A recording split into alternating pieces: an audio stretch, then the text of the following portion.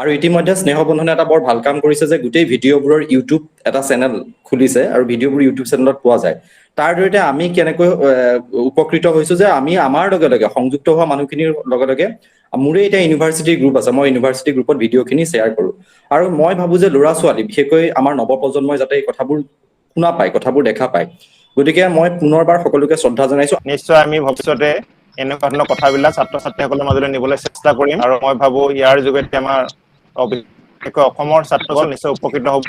আৰু আগৰ কোৱা নিচিনা মই এতিয়া ক'ব বিচাৰোঁ, স্নেহবন্ধনৰ ৱেবছাইটৰ খবৰটো যাতে আমি সকলোৰে মাজত বিলাই দিওঁ ছাত্ৰ ছাত্ৰীসকলৰ মাজত, অভিভাৱকসকলৰ মাজত, তেতিয়া নিশ্চয় যি অংশগ্ৰহণ কৰিব নোৱাৰিলে তেওঁলোকে হয়তো এই কথাখিনি শুনিবলৈ সক্ষম হ'ব। যিসকলে ইয়াত অংশগ্ৰহণ কৰিছে তেওঁলোকে কথাখিনি, আৰু যিসকলে লেখা মেলা আমি কৰোঁ তেওঁলোকেও যদি স্নেহবন্ধনৰ বিষয়ে যদি ৰাইজৰ মাজলৈ লিখাৰ মাধ্যমে যদি প্ৰচাৰ যদি চলাওঁ, নিশ্চয় সকলোৱে উপকৃত হ'ব। আজিৰ এই পবিত্ৰ দিনটোত DSSK মহাবিদ্যালয়, ডিব্ৰুগড় সাহিত্য সভা, গোৱালপাৰা কলেজ, OPD কলেজ আৰু নলবাৰী জিলা সাহিত্য সভাৰ উদ্যোগত আজিৰ বক্তৃতানুষ্ঠানটো আয়োজন কৰা হৈছে। আজিৰ বক্তৃতাৰ বিষয়বস্তু হ'ল ভৱিষ্যতৰ প্ৰযুক্তি, ভৱিষ্যতৰ পৃথিৱী। বিদেশত আপোন মানুহ, গানৰ উপত্যকাত স্বদেশৰ মাটিক মন গলেও চুমা খায়। প্ৰতিনিয়ত বুকুতে শুনে চৰাই জাকৰ কিৰিলি। আজি ডিব্ৰুগড় সাহিত্য সভাৰ উদ্যোগত আয়োজিত ভৱিষ্যতৰ প্ৰযুক্তি আৰু ভৱিষ্যতৰ পৃথিৱী সন্দৰ্ভত যিসকল গুণী জ্ঞানী বৰেণ্য ব্যক্তিসকল এই মঞ্চত উপবিষ্ট হৈছে, আৰু বিদেশ ৰাষ্ট্ৰৰ পৰা যিসকল সংযুক্ত হৈছে, আৰু যিসকল অধ্যাপক অধ্যাপিকা ইয়াত সংযুক্ত হোৱাৰ লগতে ৰাজ্যখনৰ বিভিন্ন স্থানৰ যিসকল ছাত্ৰ ছাত্ৰী সকলে ইয়াত অংশগ্ৰহণ কৰিছে, এই সদৌতিলৈকে মই মোৰ ওলগ জনাইছো আৰু সম্ভাষণ যাচিছো। ডক্টৰ শশীকান্ত শইকীয়াই ডিব্ৰুগড় সাহিত্য সভাৰ যেতিয়া দায়িত্বভাৰ গ্ৰহণ কৰিছিল, সেই দায়িত্বভাৰ গ্ৰহণ কৰাৰ পৰা এই মুহূৰ্তলৈকে তেখেতে যথেষ্ট উৎসাহেৰে কামখিনি কৰি আছে, আৰু আচলতে আমাক মানে তেওঁ শুই থাকিবলৈ দিয়া নাই, বহি থাকিবলৈ দিয়া নাই। মই মাজে মাজে কওঁ, মই ক'লো দেওবাৰে, মই কওঁ যে দেওবাৰ দিনটো অলপমান ৰেষ্ট দিব লাগে। নাই, ৰেষ্ট নহয়, ন' ৰেষ্ট ন' গেইন। কৈছে কৰ্ম কৰিব লাগিব, হোৱাৰ সময়খিনি ধাৰ্য কৰাই আছে, গতিকে দিনত কিয় হ'ব লাগে, মোক আকৌ তেওঁ গালি পাৰে।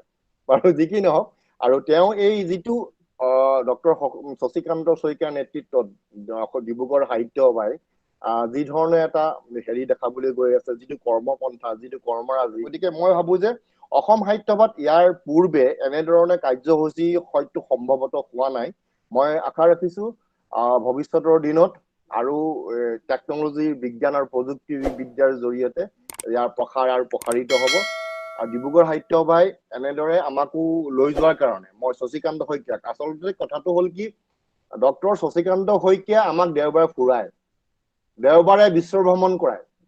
তেওঁ কয় বোলে অহা দেওবাৰে ক'ত ক'ত যাবা, তেওঁ কয় অহা দেওবাৰে, মই ক'লো মোৰ চাউদি আৰবিয়া যাবলৈ মন আছে, চাউদি আৰব যাবলৈ মন আছে, ফিনলেণ্ড, গ্ৰীণলেণ্ড, ৰবা তেনেহলে মই এইটো প্ৰস্তুত কৰিছো। মই ভাল কথা। গতিকে সাহিত্য সভাৰ জৰিয়তে আচলতে দেওবাৰ এই মাক দেউতাকে ল'ৰা ছোৱালীবোৰক যে গধূলি যে আপোনাৰ ফুৰাবলৈ উলিয়াই লৈ যায়, এই পাৰ্কলৈ লৈ যায়, এতিয়া মানে সাহিত্য সভাৰ জৰিয়তে এনেকুৱা হৈছে, সাহিত্য সভাৰ জৰিয়তে প্ৰতি দেওবাৰে আমি বিশ্বৰ বিভিন্ন প্ৰান্তত আমি ঘূৰিবলৈ পাওঁ। ন' ভিছা, ন' পাছপৰ্ট, কোনো ভিছা নোহোৱাকে আমি বিদেশখন 1-1.5 ঘণ্টা আমি ভ্ৰমণ কৰি থাকো। আৰু আজি নিশ্চয় আমি এতিয়া কেনেডাৰ পৰা পাঠক ছাৰক পাম, নিউজিলেণ্ডৰ পৰা আমাৰ ধনজিৎ কলিতা ডাঙৰীয়াক পাম, শান্তনু গগৈ, তেওঁ জিঅলজিষ্ট নাইজেৰিয়াৰ পৰা আছে সংযুক্ত হৈ। মই শান্তনু গগৈক মাতষাৰ লগাই দিবৰ কাৰণে অনুৰোধ জনাইছো। সকলোকে লগ পাই যথেষ্ট আনন্দিত হৈছো। এনেদৰে আজি কাৰ্যসূচীখিনি আগবঢ়াই লৈ যাওক, তাৰ শুভকামনা দিছোঁ। মই একচুৱেলি এতিয়া অফিচতে আছোঁ, মোৰ শনিবাৰ দেওবাৰেও অফিচ খোলা থাকে। অলপ সময় উলিয়াই লৈ তথাপিও আপোনালোকক লগ পাম বুলি আহিছোঁ। আজি অলপ সময় থাকিম মই। তেওঁ ডিব্ৰুগড় বিশ্ববিদ্যালয়ৰ প্ৰাক্তন উপাচাৰ্য আৰু কটন মহাবিদ্যালয়ৰ বৰ্তমান বিশ্ববিদ্যালয় তেওঁ পদাৰ্থ বিজ্ঞান বিভাগৰ অধ্যাপক আছিল। পাঠক ছাৰক মনৰ অনুভৱখিনি উদ্বোধক হিচাপে হওক বা আপুনি বহুত দিনৰ মূৰত আপোনাৰ আজি মুখখন চেহেৰাটো বহুত দিনৰ মূৰত আমাৰ সকলোৱে দেখিছে। একেবাৰে নাইজেৰিয়া পৰা নিউজিলেণ্ড, চাউথ কোৰিয়া, দক্ষিণ আফ্ৰিকা আৰু লণ্ডন ইত্যাদি বিভিন্ন দেশৰ সংযুক্ত হৈ আছে। আজিৰ যুগত প্ৰতিজন মানুহেই সক্ৰেটিছ হ'ব পাৰি। সক্ৰেটিছৰ কথা আপোনালোকে জানে যে Socrates is the wisest person in the world. এই লৈ বহুত কথা আছে, ইমান দীঘল ছুটিকে কওঁ, কিন্তু এই বিষয়ে যেতিয়া প্ৰশ্ন কৰা হ'ল দেৱীক যে কি কাৰণে Socrates wisest person of the world of all times, সেই সময়ত নহয়, তেতিয়া দেৱীয়ে কৈছিল যে কথাটো অতি চিম্পুল। চিম্পুল কি? that he is the person who knows how much he doesn't know. তেওঁ কিমান নাজানে এই কথাটো জানা ব্যক্তি একমাত্ৰ সক্ৰেটিছ। কিন্তু মই সেইটোকে অলপ বেলেগকৈ কৈছোঁ। আজিৰ প্ৰযুক্তিয়ে কিন্তু আমাক চবকে সক্ৰেটিছ কৰিব পাৰে।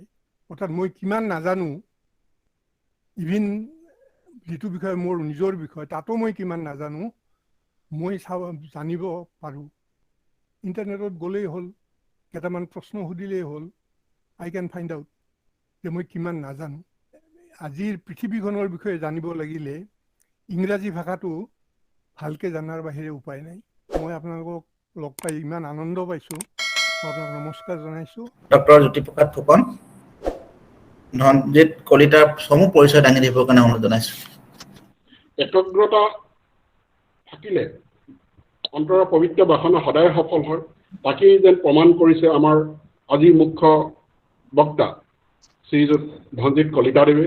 তেখেতে বিভিন্ন কৰ্মৰাজিৰ যোগেদি আজি নিউজিলেণ্ডত নিজকে সুপ্ৰতিষ্ঠিত কৰিছে। গতিকে তেখেতক আজি মই আজি এই ডিজিটেল প্লেটফৰ্মত আনুষ্ঠানিকভাৱে আপোনালোকৰ মাজত চিনাকি কৰি দিবলৈ ওলাইছোঁ। আৰু তেখেতক চিনাকি কৰি দিবলৈ পাই মই নিজকে গৌৰৱ অনুভৱ কৰিছোঁ। বাঘমৰা উচ্চতৰ মাধ্যমিক বিদ্যালয়ৰ পৰা ১০ম শ্ৰেণী আৰু পাটাচাৰকুছি উচ্চতৰ মাধ্যমিক বিদ্যালয়ৰ পৰা বিজ্ঞান শাখাৰ ১২শ শ্ৰেণীত উত্তীৰ্ণ হৈ পুনে বিশ্ববিদ্যালয়ৰ পৰা তেখেতে স্নাতক ডিগ্ৰী লাভ কৰি পুনেৰ বিভিন্ন ব্যক্তিগত প্ৰতিষ্ঠানত ৬ বছৰ কাম কৰাৰ পিছত ২০১২ চনত নিউজিলেণ্ডৰ হেমিল্টন চহৰস্থ ৱালকাটো ইনষ্টিটিউট অফ টেকনলজিৰ পৰা PGDBM অৰ্থাৎ post graduate diploma in business মেনেজমেণ্টৰ শিক্ষা গ্ৰহণ কৰি যোৱা ৯টা বছৰে নিউজিলেণ্ডৰ বিভিন্ন দেশৰ বিভিন্ন ঠাইৰ বিভিন্ন প্ৰতিষ্ঠানত কৰ্মৰত হৈ আছে। শিক্ষাগুৰুসকলক মোৰ শ্ৰদ্ধা আৰু প্ৰণিপাত জনাইছোঁ। আমাৰ মাজতে ইমান সংখ্যক শিক্ষাগুৰু উপস্থিত আছে। শইকীয়া ছাৰ, পাঠক ছাৰ, মঞ্জিৰা বাইদেউ আৰু যোগেন কলিতা ছাৰ আৰু কিমানো যে নাম ল'ম, গতিকে সকলোকে মোৰ সশ্ৰদ্ধ প্ৰণাম জনাইছোঁ। মোৰ জীৱনৰ 19 বছৰ বয়সতে পূৰ্ণকালীন কাম কৰাৰ সিদ্ধান্ত লৈছিলোঁ আৰু সেইকাৰণে মই পূৰ্ণকালীন শিক্ষা বাদ দি মই আচলতে পাৰ্ট টাইম বা অৰ্ধকালীন শিক্ষাহে গ্ৰহণ কৰিছিলোঁ আৰু মোৰ 19 বছৰ বয়সতে কাম কৰা আৰম্ভ কৰিছিলোঁ। অফক'ৰ্চ তেতিয়া মোৰ কোনো ধৰণৰ অভিজ্ঞতা নাছিল। মই ভাষা নাজানিছিলোঁ, ইংৰাজী নাজানিছিলোঁ, হিন্দীও নাজানিছিলোঁ, তেতিয়া মাৰাঠীও নাজানিছিলোঁ পুনেত।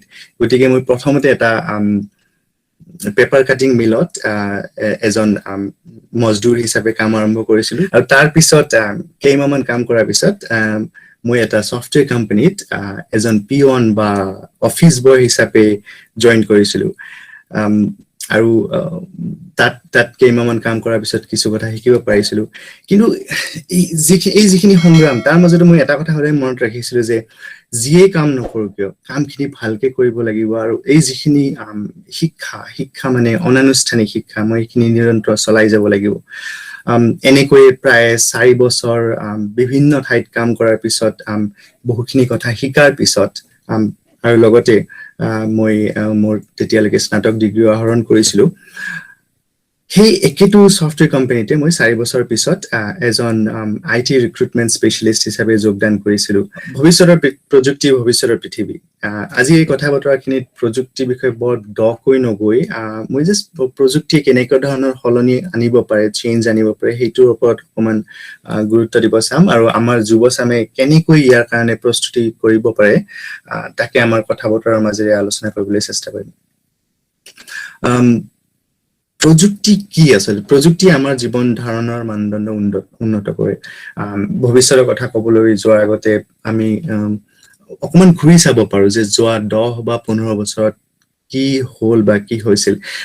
আপোনালোকে বহুতে মন কৰিব যে মাত্ৰ 15 বছৰমান আগতে কলেজীয়া ছাত্ৰ ছাত্ৰীবিলাকে ফ্লপি ডিস্ক লৈ ঘূৰিছিল 4 MB বা 8 MB নিশ্চয় মনত আছে কিন্তু এতিয়া মন কৰিব যে আজিৰ তাৰিখত মাত্ৰ 15 বছৰ পিছত বুঢ়া আঙুলিতকৈ সৰু এটা পেন ড্ৰাইভত 1 টেৰাবাইটতকৈ বেছি ডাটা আপুনি জমা কৰি ৰাখিব পাৰে প্ৰায় 25,000 গুণ বেছি আৰু এই 15 বছৰৰ ভিতৰতে কেনেকৈ হলনি কম্পিউটাৰ কেনেকৈ হলনি হৈছে আপুনি দেখা হ'ব যে এটা কম্পিউটাৰ মনিটৰ 4-5 কেজি ওজনৰ এটা CPU 4-5 কেজি ওজনৰ আছিল তেতিয়া তাৰ পিছত এই গোটেইখিনি তো আমি মাত্ৰ 4 GB বা 8 GB কম্পিউটাৰ মেমৰি ৰাখিব পাৰিছিলো জাস্ট 15 বছৰমান আগৰ কথা কিন্তু আজিৰ তাৰিখত আপুনি দেখিব যে মাত্ৰ 300 গ্ৰামৰ ল্যাপটপ এটা তাতকৈ প্ৰায় 100 গুণ বেছি মেমৰি বা 100 গুণ বেছি প্ৰচেছৰ আমি ৰাখিব পাৰো গতিকে মন কৰিছে যে কিমান দ্ৰুত গতিত হলনি হৈছে যোৱা 10 পৰা 15 বছৰৰ ভিতৰত আমাৰ প্ৰযুক্তিৰ জগতখন হয়তো তাৰ আগৰ 100 বছৰ মানৰ যিমান হলনি হৈছিল এই গোটেইখিনিতকৈ বেছি হয়তো যোৱা 10 পৰা 15 বছৰৰ ভিতৰত হৈছে কিন্তু আচল কথাটো হ'ল অহা 10 পৰা 15 বছৰ বা 15 পৰা 20 বছৰৰ ভিতৰত মই ভাবো যে অহা 10 পৰা 15 বছৰৰ ভিতৰত যোৱা 10 পৰা 15 বছৰৰ ভিতৰত বা যোৱা 20 বছৰৰ ভিতৰত যিমান হলনি হৈছে তাতকৈ বহুগুণে বেছি হলনি হ'ব গোটেই পৃথিৱীখন আৰু এই পৃথিৱীখন হলনি হোৱাৰ মুখ্য ড্ৰাইভাৰ হ'ব প্ৰযুক্তি বা টেকনলজি অসম আৰু ভাৰত যেহেতু মানে আমি যেহেতু এখন উন্নয়নশীল দেশ সেই কাৰণে হয়তো যোৱাটো শতিকাত আমি বিজ্ঞান আৰু প্ৰযুক্তি ক্ষেত্ৰত ইমান বেছি উন্নতি লাভ কৰিব পৰা নাছিল ইমান উন্নতি আমাক চুব পৰা নাছিলে কিন্তু তাৰ পিছত গ্লোবেলাইজেচনৰ কাৰণে এই শতিকাত আমি যোৱা 15-20 বছৰত বহু কেইটা ভেকুলি জাপ মাৰিছো বুলি মই ভাবো লিপ ফ্ৰগ লৈছো উদাহৰণস্বৰূপে আপুনি চাওক যে বহু গাঁৱত ভাৰতৰ বহু গাঁৱত লেণ্ডফোন নোযোৱাকৈয়ে আজিৰ তাৰিখত 4G মোবাইল সেৱা আছে অথচ লেণ্ডলাইনৰ সেৱা নাই বা কেতিয়াও নাছিল কিন্তু আৰু হয়তো কেইদিনমান ভিতৰতে 5G মোবাইল সেৱা আহিব যিটো ডাটা ট্ৰান্সফাৰৰ ক্ষেত্ৰত বহুত বেছি আমাক কেপেবিলিটি প্ৰদান কৰিব যদি ভৱিষ্যতৰ কথা ক'ব লগা হয় অজস্ৰ গৱেষণা আৰু চিন্তা চৰ্চা উপলব্ধ আছে যাৰ সহায়ত আমি বুজিব পাৰো যে অহা 10 পৰা 20 বছৰৰ ভিতৰত পৃথিৱীখন ইমানেই বেছি হলনি হ'ব যে আমি হয়তো আজিৰ চিন্তাৰে চিনিবও নোৱাৰিম ঠিক এনেকুৱা এটা লিপ ফ্ৰগ লোৱাত বা ভেকুলি জাপ মৰাত আমাক বৰ্তমানৰ কৰোনা মহামাৰীটোও যথেষ্ট সহায় কৰিছে কথাষাৰ ক'বলৈ বা শুনিবলৈ কেনেবা লাগে কিন্তু হয় আৰু মাত্ৰ যোৱা 1.5 বছৰতে ইমান হলনি হৈছে যিটো হয়তো এই কৰোনা মহামাৰী নহলে অহা 6 বা 7 বছৰৰ ভিতৰতে এই হলনিখিনি আহিল হয় কৰোনা মহামাৰীকে ধন্যবাদ পাঠক ছাৰে কৈছে যে আজি আমি ডিজিটেল প্লেটফৰ্মত এনেকে লগ হৈ কথা পাতি আছো কিন্তু এইখিনি হয়তো কৰোনা মহামাৰী নহলে আমি দেখা নাপালো হয় বা হয়তো অকমান দেৰিকে দেখিলো হয় আজি পৰা 5-6 বছৰ পিছত আপোনালোকে মন কৰিব যে গোটেই বিশ্বত প্ৰায়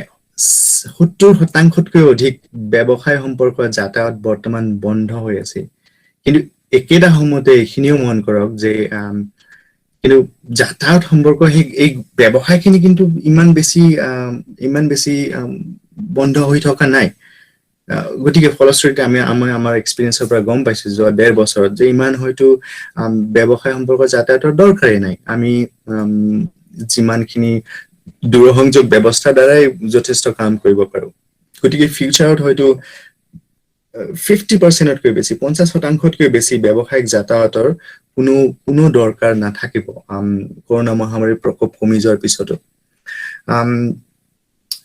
আমি বোধহয় বহুখিনি কাম ভাৰ্চুৱেলি বা ইণ্টাৰনেটৰ জৰিয়তে সহজে উপস্থিত নথকাকৈ কৰিবলৈ আৰম্ভ কৰিম ইয়াৰ পৰা হয়তো আমাৰ অহা 10-20 বছৰৰ ভিতৰত আমাৰ সমাজ ব্যৱস্থা জীৱন ধাৰণ ব্যৱসায় শিক্ষা কৰ্মসংস্থান আদি সকলোতে বহুত আমূল পৰিৱৰ্তন আহিব মোৰ মতে এতিয়া ধৰক উন্নতম চেঞ্জ আহিব হলনি আহিব স্বাস্থ্য আৰু চিকিৎসা বিজ্ঞানত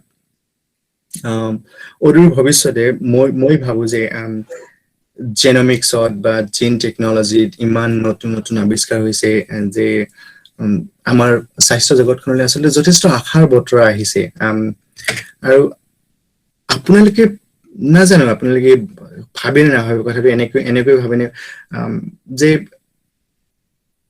স্বাস্থ্য জগতত বাৰু কোনটো চাকৰি বা বহুত ডিমাণ্ড কমিব বা নোহোৱা হ'ব বুলি ভাবে ভৱিষ্যতে অদূৰ ভৱিষ্যতে 10 পৰা 15 বছৰৰ ভিতৰত মই ভাবো যে আমি আজিৰ তাৰিখত অতি সন্মানীয় অতি অভিলাষিত এটা পেছা বুলি ভাবা ডক্টৰৰ চাকৰিৰ গুৰুত্ব যথেষ্ট কমি যাব হয়তো ডক্টৰৰ প্ৰয়োজনীয়তাও নোহোৱা হৈ যাব তাৰ ঠাই ল'ব কৃত্ৰিম বুদ্ধিমত্তা যুক্ত ৰবটে ডক্টৰ এজনে কি কৰে বাৰু নৰ্মেলি 5 বছৰৰ পৰা 8 বছৰ 10 বছৰলৈকে তেওঁ পঢ়া শুনা কৰে আৰু বিভিন্ন আমাৰ শৰীৰৰ বিষয়ে বিভিন্ন বেমাৰ আজাৰৰ বিষয়ে তাৰ উপচাৰৰ বিষয়ে অধ্যয়ন কৰে কিন্তু এই সকলোবোৰ তথ্য এটা ৰবটে মাত্ৰ কেই ঘণ্টামানৰ ভিতৰতে আহৰণ কৰি ল'ব পাৰে আৰু তাৰ পিছত আৰ্টিফিচিয়েল ইন্টেলিজেন্সৰ প্ৰয়োগৰ দ্বাৰা ৰোগীৰ বিষয়ে কি তথ্য লাগে কি কেনেকুৱা ধৰণৰ উপচাৰ হ'ব এই সকলোখিনি ৰবটৰ দ্বাৰা কৰিব পৰা যাব আৰু যিটো ইতিমধ্যে পশ্চিমীয়া দেশবিলাকত উন্নত দেশবিলাকত এই প্ৰক্ৰিয়াটো আৰম্ভ হৈ গৈছে আৰু মই ভাবো অদূৰ ভৱিষ্যতে পৃথিৱীৰ প্ৰায় সকলো ঠাইতে এনেকুৱা হ'ব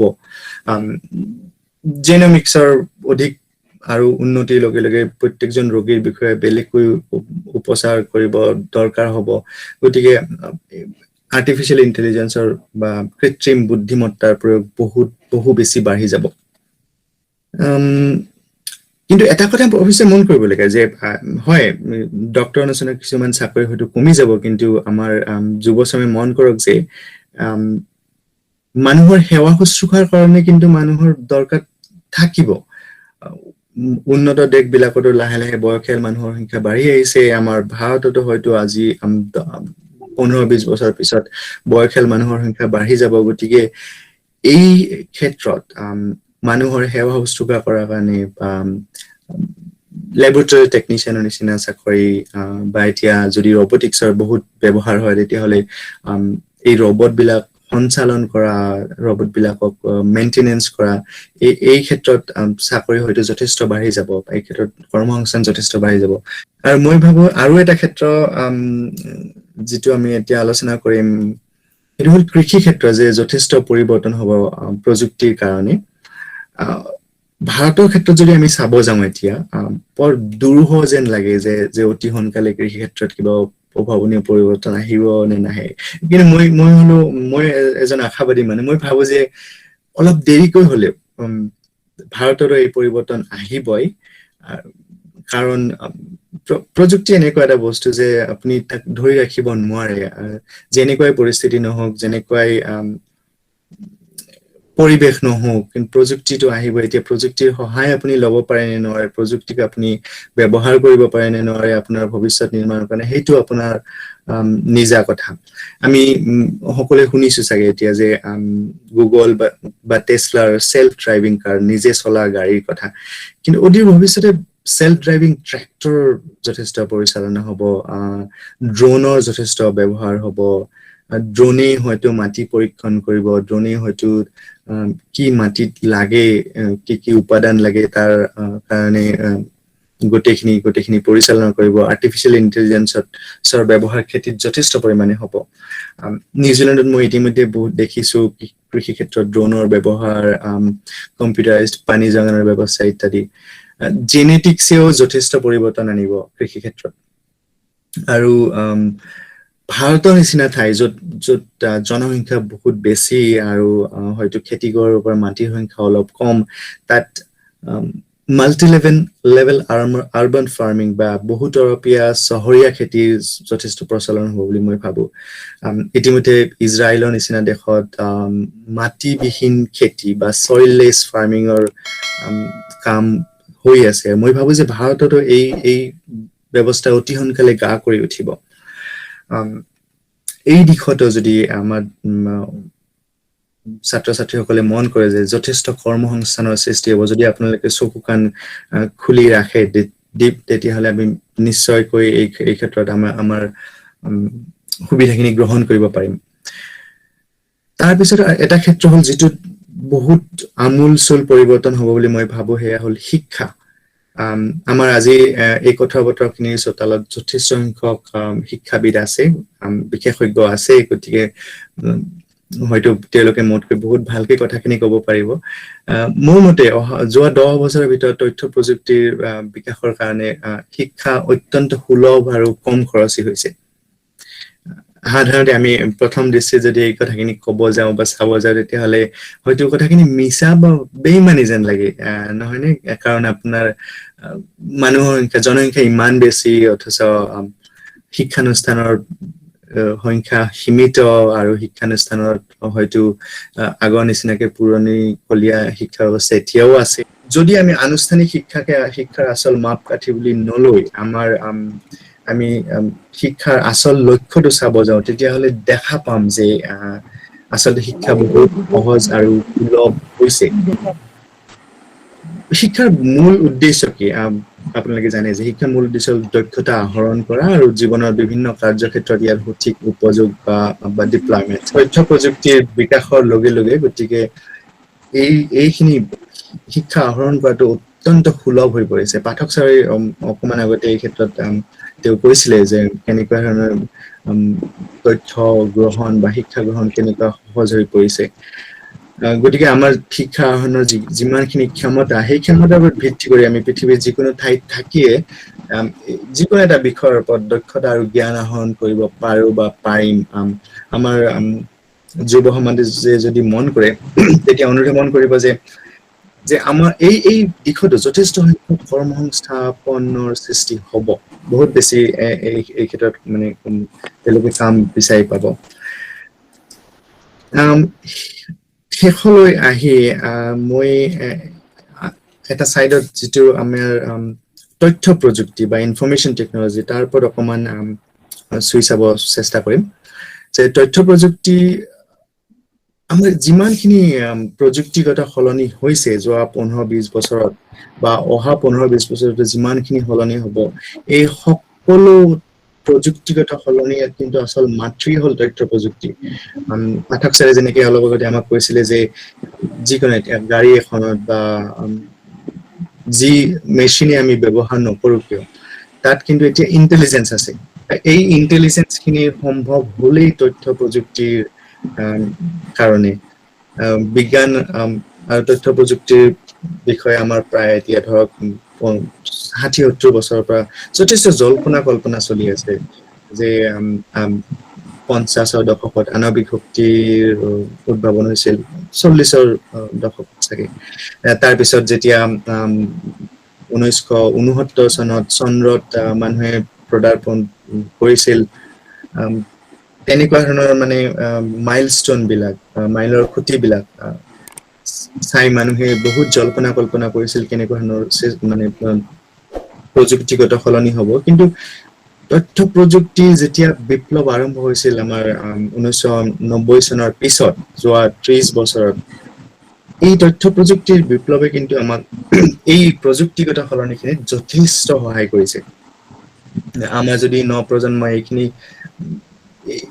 আৰু যিমান ইচ্ছা সিমান দক্ষ হৈ যাব পাৰে, তেওঁলোকে যিমান ইচ্ছা সিমান চাব পাৰে, যিকোনো ধৰণৰ তেওঁলোকৰ মনোযোগৰ বিষয় তাক উলিয়াই লৈ তেওঁলোকে চিন্তা চৰ্চা পঢ়া শুনা কৰিব পাৰে। তথ্য প্ৰযুক্তিত আৰু দুটামান উপভাগ মই উনুকিয়াই থব খুজিছো। বহুত উপভাগ আছে, আপোনালোকে যিমান ইচ্ছা সিমান দক্ষ হৈ যাব পাৰে। মই এই দুটামান ভাগ কেৱল মানে কৰ্মসংস্থাপনৰ ফালৰ পৰা ক'ব বিচাৰিছো, তেওঁৰ ভৱিষ্যত কৰ্মসংস্থাপন কেনেকুৱা হ'ব পাৰে। ৱেব চাৰ্ভিচেছ বা অন্তৰ্জাল সেৱা, আমি ইতিমধ্যে চৰ্চা কৰিছো যে যিমানখিনি আপোনাৰ প্ৰযুক্তিগত সলনি হৈছে, যিকোনো ধৰণৰ কামেই নকৰো কিয়, ভৱিষ্যতে ইয়াৰ এটা প্ৰেজেন্স আমাক ৱেবত দৰকাৰ হ'ব। গতিকে ৱেবত দৰকাৰ হ'লে তেতিয়াহ'লে ৱেব চাৰ্ভিচেছো লাগিব। এতিয়া ৱেব চাৰ্ভিচেছৰ যিমানখিনি কাম আছে, অন্তৰ্জাল সেৱাৰ যিমানখিনি কাম আছে, তাতকৈ প্ৰায় 5 গুণৰ বেছি বৃদ্ধি হ'ব অহা 10 বছৰৰ ভিতৰত। যদি আপুনি এই ক্ষেত্ৰত পাৰ্গতালি আহৰণ কৰিব পাৰে, এক্সপাৰ্টিজ আহৰণ কৰিব পাৰে, তেতিয়াহ'লে আপোনাৰ ভৱিষ্যতে কৰ্মসংস্থাপনৰ কোনো অনাটন নহ'ব। মই এতিয়া আমাৰ দুৰ্লভ দাৰ লগত যিটো প্ৰকল্পত কাম কৰি আছো, আমিও ৱেব চাৰ্ভিচেছত যথেষ্ট কাম কৰোঁ কুহিপাত কমিউনিকেশ্যনছত। আমি নতুন ছাত্ৰ ছাত্ৰীসকলক লৈ তেওঁলোকক কামৰ জৰিয়তে শিক্ষা দি তেওঁলোকক এই ক্ষেত্ৰত আমি যিমান পাৰি সিমান যোগ্য কৰি তুলিবলৈ যত্ন কৰোঁ। আন এটা উপভাগ হ'ল তথ্য প্ৰযুক্তিৰ যিটো মই ভাবোঁ যে বৰকৈ বিকাশ হোৱাৰ এটা সুযোগ আছে, সেইটো হ'ল পেমেণ্ট ছাৰ্ভিচেছ বা বিত্তীয় পৰিশোধন সেৱা। আমাৰ দৈনন্দিন জীৱনত যিকোনো ধৰণৰ সেৱা বা বস্তুৰ কাৰণে আমি টকাৰ লেনদেন কৰিব লগা হয় বা আন কিবা লেনদেন কৰিব লগা হয়। গতিকে আমি এতিয়া হয়তো মেনুৱেলি বা হাতে আমি এই লেনদেনবিলাক কৰোঁ। আমাৰ বহুতে হয়তো পেটিএম বা এমেজন পে' বা গুগল পে' নিচিনা কিছুমান আমাৰ কনজিউমাৰ পেমেণ্ট পইণ্ট ব্যৱহাৰ কৰিছে, কিন্তু ইয়াৰ আৰু যথেষ্ট সুযোগ মানে আমাৰ অদূৰ ভৱিষ্যতে আহিব। আপুনি যদি পৰিসংখ্যাক মন কৰে যে মাত্ৰ 4 বছৰ আগতে ভাৰতৰ সমূহ বিত্তীয় লেনদেন 10%তকৈও কম ডিজিটেলি বা অনলাইন যোগে হৈছিলে, আৰু এতিয়া যোৱা 4-5 বছৰত এইখিনি বৃদ্ধি হৈ প্ৰায় 20%, 22% ওচৰা-ওচৰি পাইছে। কিন্তু মই ভাবো যে এয়া হিমশিলাৰ শিখৰটো নিচিনা, টিপ অফ দ্য আইচবাৰ্গ। কাৰণ মই ভাবো যে বিভিন্ন গৱেষণা উপলব্ধ আছে যে ই অহা প্ৰায় 15 বছৰৰ ভিতৰত এই 20-22%টো ভাৰতৰ ক্ষেত্ৰতো গৈ 70-ৰ পৰা 75% ওচৰা-ওচৰি পাবগৈ। গতিকে ভাবক আপুনি এই ক্ষেত্ৰত কিমান বেছি কৰ্মসংস্থাপনৰ সৃষ্টি হ'ব পাৰে। যদি আপুনি এই ক্ষেত্ৰত মানে আমাৰ অনুজসকলৰ কাৰণে কৈছো, যুৱ চামৰ কাৰণে কৈছো, আপোনাৰ যদি এই বিষয়ত কিবা ইণ্টাৰেষ্ট আছে, আপুনি পঢ়া শুনা কৰিব খোজে, তেতিয়াহ'লে এনেকুৱা এটা বিষয় আপুনি ভালকে খুটি নাটি লৈ পঢ়ি জানি নিশ্চয় যথেষ্ট ভাল কৰ্মসংস্থাপন পাব পাৰে। এইখিনিতে উনুকিয়াব বিচাৰিছো যে আমাৰ আচলতে অসমৰ প্ৰথমটো পেমেণ্ট পইণ্ট, অসমৰ নহয় আচলতে গোটেই নৰ্থ ইষ্ট বা ইষ্ট ইণ্ডিয়াৰ প্ৰথমটো পেমেণ্ট পইণ্ট আমি কুহিপাত কমিউনিকেশ্যনছৰ উদ্যোগত গঢ়ি তুলিছো। আমাৰ পেমেণ্টৰ বিশেষজ্ঞ দুৰ্লভ বৰুৱা দা আমাৰ লগত আছে আজি। দুৰ্লভ দা ডয়চে বেংকৰ ইণ্টাৰনেট বেংকিঙৰ ইণ্ডিয়া কাণ্ট্ৰি হেড আছিলে, আৰু তেওঁৰ উদ্যোগতে আমি এই উত্তৰ পূব ভাৰতৰ প্ৰথমটো পেমেণ্ট পইণ্ট চিষ্টেম আমি গঢ়ি তুলিছো। ডিজিটেল মাৰ্কেটিং বা ইণ্টাৰনেটৰ যোগেদি প্ৰচাৰ। আপোনালোক সকলোৱে জানে যে বিজ্ঞাপনৰ মহত্ব কেনেকুৱা, যে বিজ্ঞাপনে কেনেকুৱা ধৰণৰ ব্যৱসায়ত কেনেকুৱা ধৰণৰ প্ৰভাৱ পেলায়। কিন্তু প্ৰচলিতভাৱে বা যিটো আগৰ বিজ্ঞাপনৰ ধাৰণা আছিল, যিটো নৰ্মেল আমাৰ বিজ্ঞাপন, টিভিত দিয়া বিজ্ঞাপন বা বাতৰি কাকতত দিয়া বিজ্ঞাপন ইত্যাদিৰ যিটো আমাৰ ধাৰণা, কিন্তু সেইটো অতি সোনকালে বহুত বেছি সলনি হ'বলৈ গৈ আছে। আমি সকলোৱে জানো যে হয়তো বাতৰি কাকত অহা 5 বা 10 বছৰৰ ভিতৰত ছপা কাকত সম্পূৰ্ণৰূপে নোহোৱা হৈ যাব। কিন্তু এতিয়া সেই বিজ্ঞাপন বিলাক ক'ত আহিব? নিশ্চয়কৈ ডিজিটেল প্লেটফৰ্মত আহিব। গতিকে আপোনালোকে আমাৰ যুৱ চামে যদি বিচাৰে, তেতিয়াহ'লে ডিজিটেল মাৰ্কেটিং এনেকুৱা এটা বিষয় যিটোত যথেষ্ট সংখ্যক কৰ্মসংস্থাপনৰ সৃষ্টি হ'ব। গতিকে মানে মুঠৰ ওপৰত ক'ব খুজিছো যে মই দকৈ নাযাওঁ, গোটেই বিষয়বোৰৰ বহুত বেছি গভীৰলৈ নাযাওঁ, কিন্তু জাষ্ট আপোনালোকে যদি ইচ্ছা কৰে এই বিষয়ত অলপ পঢ়া শুনা চিন্তা চৰ্চা কৰিব পাৰে, যথেষ্ট আমাৰ কৰ্মসংস্থাপনৰ সৃষ্টি হ'ব। যে ৰবটে গোটেই পৃথিৱীখন যে নিয়ন্ত্ৰণ কৰিবলৈ গৈ আছে, এই কথাটো মই জাপানলৈ গৈ যিটো মোৰ অভিজ্ঞতা হ'ল, হয়তো জাপান যিসকলে ভ্ৰমণ কৰিছে, জাপানলৈ যিসকলে গৈছে, তেওঁলোকে সেই অভিজ্ঞতা হয়তো পাইছে। আন্তঃৰাষ্ট্ৰীয় সীমা নিৰাপত্তাও হয়তো আমাৰ যি আজি আৰ্মি বা মেনুৱেলি কৰা হৈ আছে, সেইটো হয়তো ৰবটে বিভিন্ন দেশত ইতিমধ্যে তেনেকুৱা দায়িত্ব লৈছে, গোটেই ৰবটে পৰিচালনা কৰিবলৈ গৈ আছে আৰু ড্ৰাইভাৰৰ সংখ্যাটো যে কমি যাব এই কথাটো বিভিন্ন মহলে কৈ আছে। আমাৰ অতি বিশ্বাসৰ যিবোৰ সম্পদ তলা চাবিও হয়তো লাহে লাহে আমাৰ মাজৰ পৰা হেৰাই গৈ যাবলৈ আৰম্ভ কৰিছে। মই ইউৰোপ ভ্ৰমণ কৰোঁতে দেখিছোঁ তাত তলা চাবি নাথাকে, অকল পাছৱৰ্ডত চলি আছে। গতিকে আমাৰ যি শৰীৰৰ যিটো চিকিৎসা, সেই চিকিৎসা আমাৰ ৰবটে কৰিবলৈ আৰম্ভ কৰিছে আৰু ৰবটে যিবিলাক অস্ত্ৰোপচাৰ কৰিছে সেই ৰবটে কৰা অস্ত্ৰোপচাৰবিলাকৰ সফলতাৰ হাৰটো যথেষ্ট বেছি বুলি ইতিমধ্যে বিভিন্ন সমীক্ষাবিলাকত প্ৰকাশ পাইছে। ভৱিষ্যতৰ যি আমি ধাৰণাটোৰ ওপৰত বা অভিজাতৰ ওপৰত আমি আলোচনা কৰিছোঁ, এই আলোচনাটো আমাৰ ভাৰতীয় যি বিজ্ঞান য'ত বা গণিত বা পদাৰ্থ বিজ্ঞান এই তাহানিৰ দিনতে 10⁻12 উলিয়াবৰ সক্ষম হৈছিল। সেই তাহানিতো কিন্তু গ্ৰীক আৰু ৰোমানসকলে 10⁸লৈহে ওলাব পাৰিছিল।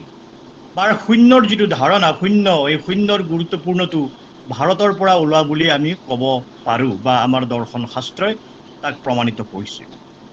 আৰু যিজন ভাৰতীয় ডক্তৰ বা তেওঁ চিকিৎসা বিজ্ঞানী সুশ্ৰুত, এই সুশ্ৰুতটো কিমান অপাৰেশ্যন কৰিছিল সেই সময়ত, সেই কথাটো আমি জানিব পাৰিছোঁ যে ভাৰতীয় চিকিৎসা বিজ্ঞানো অন্যৰ তুলনাত যথেষ্ট ধনাঢ্য আছিল। আৰু আত্ৰেয় আৰ্যভট্ট বা চৰক জীৱকে যিখিনি কাম কৰিছিল আগৰ দিনত তেওঁলোকে চিকিৎসা বিজ্ঞানলৈ, সেই ধাৰণাটো সুশ্ৰুতই এটা নতুন ধৰণেৰে লৈ গৈছিল আৰু কেইবাটাও অস্ত্ৰোপচাৰ সম্পাদন কৰিব পাৰিছিল। ৰঞ্জিত কলিতালৈ বিশেষভাৱে ধন্যবাদ জনাইছোঁ যে তেখেতে গৈ পুনেত যিটো অৱস্থাৰ পৰা গৈ আজি যিটো অৱস্থা পালেগৈ, এইটো আমাৰ ছাত্ৰ ছাত্ৰী যিসকল আজি ইয়াত উপস্থিত আছে তেখেতলোকে সেইটো এটা অনুসৰণ কৰিবলগীয়া, যে তেখেতে যিটো প্ৰক্ৰিয়াৰে গৈ প্ৰথম নিজকে তাত জড়িত কৰি এটা সাধাৰণ অৱস্থাৰ পৰা গৈ আজি নিজে ৱেবছাইট ডেভেলপাৰ হিচাপে নিজকে বিকশাই তুলিবলৈ সক্ষম হ'ল। এই গোটেই কামটোত পৃথিৱীৰ বিভিন্ন প্ৰান্তৰ অত্যন্ত প্ৰতিভাশালী মানুহবিলাকক যে লগাইছে শশীকান্ত শইকীয়াই, তেওঁ আচলতে কিন্তু তেওঁক যিয়ে টাইটেল দিয়ক, কৰ্মসূৰ্য কওক বা হেৰি কওক, সাম্প্ৰতিক সময়ত অসমত আৰু আমাৰ আমি উত্তৰ পূৰ্বাঞ্চলত দেখিছোঁ শশীকান্ত শইকীয়াই কিন্তু খুব এটা ইতিবাচক ভূমিকা লৈ আছে। ৰঞ্জিত দেৱে ঠিকেই কথা কৈছিলে যে ভৱিষ্যতে আমাৰ ৰবটিক্সে গোটেই পৃথিৱীখন ল'ব। অলপ আগতে আমাৰ কুলেন্দ্ৰ পাঠক শইকীয়া ছাৰে তেখেতে কৈছিলে যে মই গুগলত আজিকালি নিউজ চাওঁ, গুগলত নিউজটো চোৱাৰ লগে লগে কি হয়, আৰ্টিফিচিয়েল ইণ্টেলিজেন্সৰ দ্বাৰা তেওঁ যিটো টপিকৰ ওপৰত চাইছিলে সেই টপিকটোৱে বাৰে বাৰে তেওঁ ওচৰলৈ আহি থাকে। আৰ্টিফিচিয়েল ইণ্টেলিজেন্সে আজি গোটেই পৃথিৱীখনক লৈ লৈছে। কিন্তু পৰিতাপৰ বিষয় যে অসমৰ দৰে বা আমাৰ নৰ্থ ইষ্টৰ কোনো এখন ইউনিভাৰ্চিটি বা কোনো এখন ইঞ্জিনিয়াৰিং কলেজত এতিয়ালৈকে BTech in artificial intelligence and machine learning খুলিবলৈ সক্ষম নহল বা এতিয়ালৈকে খোলা নাই। প্ৰযুক্তিয়ে যে বহুত পৰিৱৰ্তন আনিব তেখেত যথেষ্ট আশাবাদী। তাৰোপৰি প্ৰযুক্তিৰ উপৰিও তাৰ কৃষিৰ ওপৰত, সততাৰ ওপৰত যিমানখিনি কথা ক'লে সঁচাকৈ আপ্লুত হৈছোঁ। যিটো বিষয় নিৰ্বাচন কৰা হৈছে আৰু এই নিৰ্বাচন কৰিছে আমি গম পোৱা বোধেৰে কানৈ মহাবিদ্যালয়ৰ সন্মানীয় অধ্যক্ষ আৰু আজিৰ এই বক্তৃতা অনুষ্ঠানৰ সঞ্চালক মহোদয়ে অতি সুন্দৰ এটা বিষয়, ভৱিষ্যতৰ প্ৰযুক্তি আৰু ভৱিষ্যতৰ পৃথিৱী।